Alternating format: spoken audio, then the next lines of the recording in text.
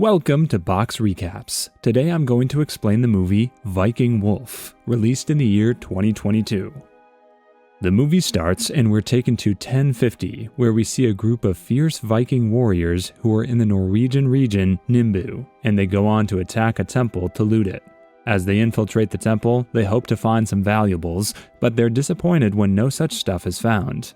They, however, end up finding a secret, and when they enter the room, there they come across a baby wolf, and the guardian of the temple also gets there.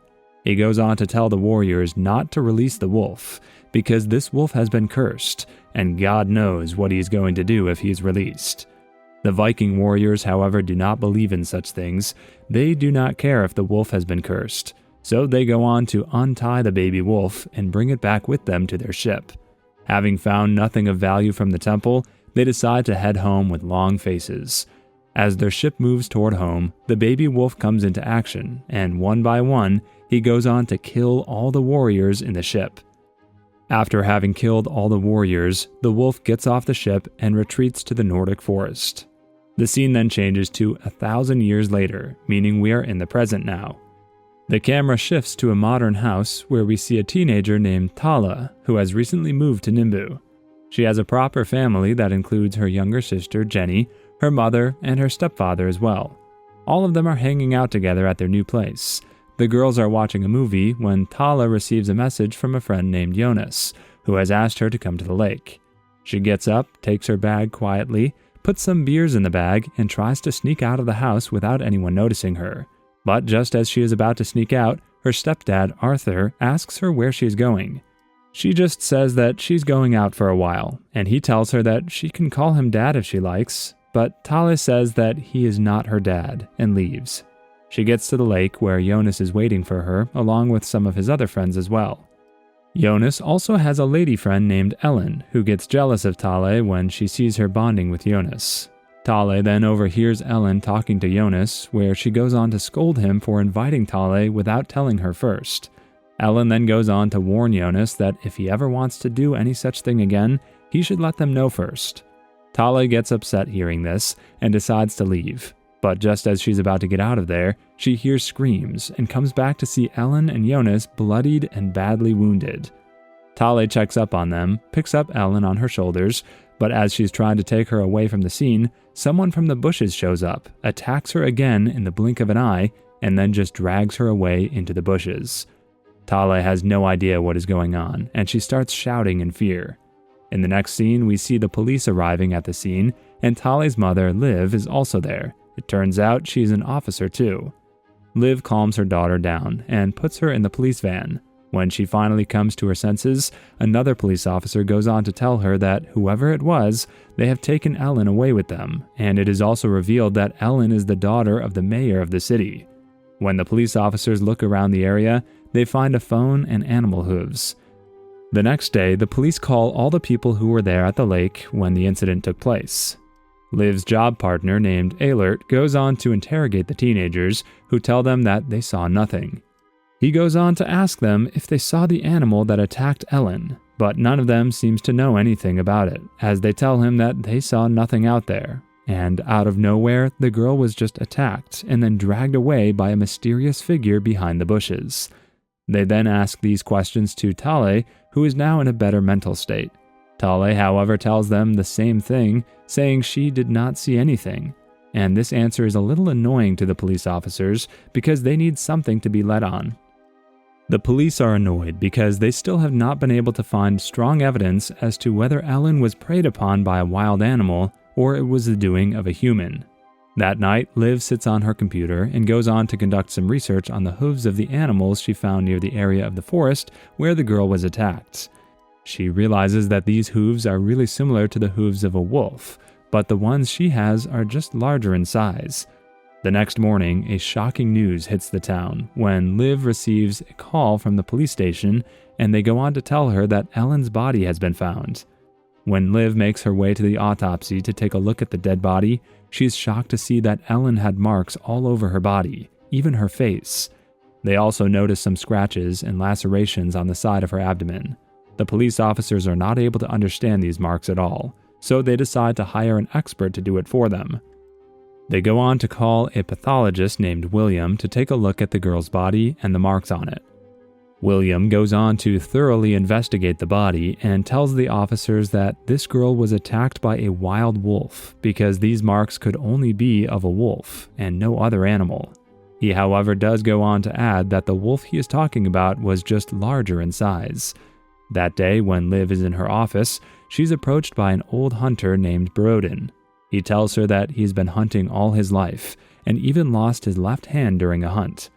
The old hunter goes on to say that he has been trying to hunt werewolves for as long as he can remember, and he would still love to hunt one. The old hunter tells Liv that the girl Ellen was killed by the werewolf, and that it must be stopped right away. He tells them that this werewolf always tries to infect its victims so that they too could turn into werewolves. Liv, however, tells him that he is delusional because werewolves are just a myth, and that no such thing really exists in reality.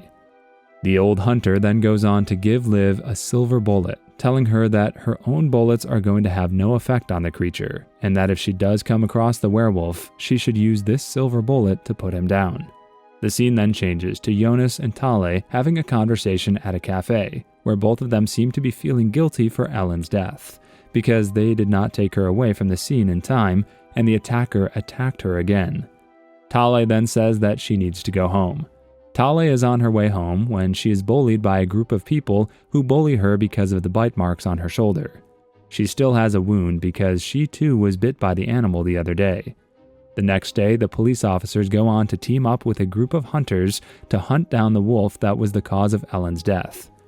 As they walk deep into the forest, Liv, along with her group, comes across a headless body. They are shocked to see the state of the body, and it is clear that the person was brutally attacked by a wild animal. They leave some men behind with the corpse, while the others go up the hill to find the wolf. Liv then spots a cave right between a group of dense trees. Liv is brave. She right away climbs down right into the cave, but this is when a black wolf shows up. The hunters are the ones to face the wolf first. The creature right away goes on to kill the hunters, and then a police officer starts shooting at the wolf.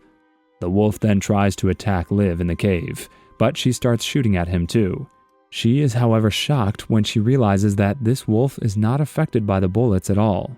The wolf then comes forward to finish off Liv, but the woman remembers the silver bullet given to her by the old hunter. She uses this bullet to shoot the wolf right in the neck. The scene changes, and we see Liv waking up in a hospital. She right away asks about the wolf, and learns that the big black wolf that attacked her is now dead. One of her partners is in a coma because he was bitten by the wolf. They again call William to take a look at the wolf to determine why this wolf was so different from all the others they had seen so far. William then confirms that the wolf was hit by many bullets, but the bullet that actually killed him was a silver bullet, which was different from all the other bullets. We see Tale, who seems to be noticing some changes in herself, as she realizes that she can even hear someone writing on a paper. She can hear the sound of pencil and paper from afar. Liv and William make their way to the old hunter's place, who lived in his old van. The old hunter congratulates Liv on killing the werewolf. He tells her that this werewolf was different from all the other werewolves because he walked on all fours. He tells her that this werewolf originates from the Vikings' time because they carried the rabies virus, and these wolves must have caught the virus. The old hunter goes on to tell Liv that when these werewolves know that they're getting old, they bite young humans to make them become just like them. The old hunter goes on to tell Liv that if a person is bitten by a werewolf, this person is going to change into a werewolf when the full moon is there. When Liv hears this, she is shocked to her core because her own daughter has been bitten by a werewolf, which means she too will change into one when the full moon arrives. The scene then changes to Tale and Jonas sitting in a car at night. Tale is left alone in the car. When Jonas goes out to take a call, this is when the camera pans toward the sky and we see the full moon. Tale starts feeling strange pain, and she does not understand what is going on. As we look on, the girl's body starts transforming, and the next thing we know, she has changed into a werewolf. When Jonas turns around, he is shocked. Tale the werewolf right away pounces upon him as she is thirsty for blood. Tale wakes up the next day, and she's in her shed. She goes on to look herself in the mirror, and she notices that she now has fangs. She knows that she could be dangerous for the people of the town, so she decides to go away. Just as she is about to leave, she sees her mother running around. It turns out she's investigating Jonas's death. The old hunter, on the other hand, goes on to make his way to the hospital, where he sees an officer who too has been bitten by the werewolf. The hunter takes out his oxygen mask and decides to let him die because he does not want him to become a werewolf. We then see Tale, who is on her way out of the town. She goes on to take a bus to Oslo City, but when the night falls, the full moon appears and she transforms into a werewolf. This time she becomes a full werewolf and goes on to finish off all the passengers in the bus. The bus also crashes in a tunnel, and the police get to know about the incident. After a while, Liv makes her way to the scene, and when she sees Tale's watch in the bus, she's shocked and horrified at the realization that her own daughter has now turned into a werewolf. William also arrives at the scene, and Liv is heartbroken. She, however, has no choice but to put Tale down. So she asks William to help her put Tale down before she gets to kill any more people. Tale is still bloodthirsty, so she makes her way home and goes on to attack her sister, but soon she stops attacking her because she realizes that Jenny is her sister. This is when Arthur shows up and tries to hit her with a rod, only to get attacked by the werewolf. He and Jenny then manage to get in a car and drive away, but Arthur has been bitten by Tale already, so he is weak and he ends up crashing the car. The people come in to check in on the other two in the car, but Tale shows up. She goes on to attack and kill many people, and Jenny decides to confront her. When she gets close to Jenny, Jenny realizes that this werewolf is actually her own sister. William and Liv also get there, and William right away goes on to shoot the creature with a tranquilizer. Liv and William then grab Jenny and take her to safety. This is when the old hunter shows up and goes on to hit Tale with his van, trying to crush her. The hit, however, has no effect on the werewolf, and instead just makes her angry. So she goes on to attack the old hunter and kills him right there. Liv then comes in front of Tale and tries to calm her down, only to get her hand bitten by the creature. Jenny then puts the tranquilizer in Tale's body, and they finally manage to make her go unconscious. Tale is now in the hospital. She is still in her wolf form, and her mother sits right beside her. She knows that her daughter is really dangerous and could kill many more people, so she goes on to put the silver bullet in Tale's body and finishes her off with a broken heart. When she gets home, she keeps the silver bullet with herself, and with that, the movie comes to an end. Subscribe for more videos like this, turn on the notification, and leave a like to help the channel out. Thank you for watching.